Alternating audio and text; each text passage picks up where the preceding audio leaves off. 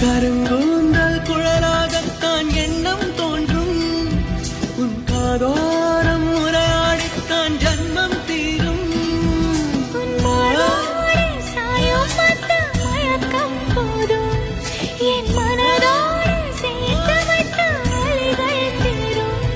உன் காதல் ஒன்றை தவிர என் கையில் ஒன்றும் இல்லை, அதை தாண்டி ஒன்றும் இல்லை. பெண்ணே பெண்ணே, நீ இல்லை என்றால்